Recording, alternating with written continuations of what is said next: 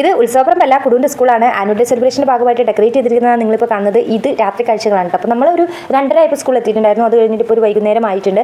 അപ്പോൾ ഇനാഗ്രേഷൻ പരിപാടികളൊക്കെ കഴിഞ്ഞിട്ട് പിന്നെ കുട്ടികളുടെ പ്രോഗ്രാംസ് സ്റ്റാർട്ട് ചെയ്തിട്ടുണ്ടായിരുന്നു. കുടു ഡ്രസ്സിംഗ് റൂമിലാണ്, അവർക്ക് ഡാൻസ് ഉണ്ട്.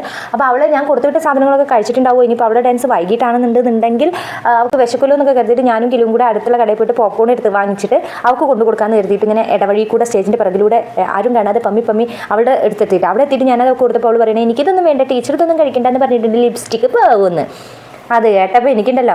പിന്നെ അവളുടെ ഡാൻസ് ആയിരുന്നു, അത് കണ്ടോ നിങ്ങൾ, നല്ല അടിപൊളിയായിട്ട് അവൾ കളിച്ചിട്ടുണ്ടായിരുന്നു. അത് കഴിഞ്ഞ് പുറത്തേക്ക് വന്നപ്പോൾ അവളുടെ ഫ്രണ്ടാണിത് മിഖ. അപ്പോൾ അവർ രണ്ടുപേരും കൂടെ ഞങ്ങൾ കുറച്ച് വർത്താനൊക്കെ പറഞ്ഞു. അപ്പോൾ പിന്നെ വേറെ അവളുടെ 1-2 ഫ്രണ്ട്സുകളൊക്കെ കണ്ടു, അവരോടൊക്കെ സംസാരിച്ചു. പിന്നെ അവളുടെ പ്രോഗ്രാം ആയപ്പോഴേക്കും പപ്പ വന്നിട്ടുണ്ടായിരുന്നു. അങ്ങനെ പപ്പയും അവളുടെ ഡാൻസൊക്കെ കണ്ടു. അങ്ങനെ അതിനെക്കുറിച്ച് അഭിപ്രായങ്ങളൊക്കെ പറഞ്ഞുകൊണ്ടിരിക്കുമ്പോൾ അവളുടെ ക്ലാസ്സിലെ ചെറുക്കന്മാരുമായിട്ട് അവൾ വഴക്കുണ്ടാക്കിക്കൊണ്ടിരിക്കുകയാണ്. ശ്രീഹരി ശ്രാവണമാണത്. അങ്ങനെ അതൊക്കെ കഴിഞ്ഞ് നമ്മൾ ഇതുകൊണ്ട് ഒരു ഉത്സവപ്പറമ്പ് പോലെ ഉണ്ടായിരുന്നു, സ്കൂൾ പറമ്പ്.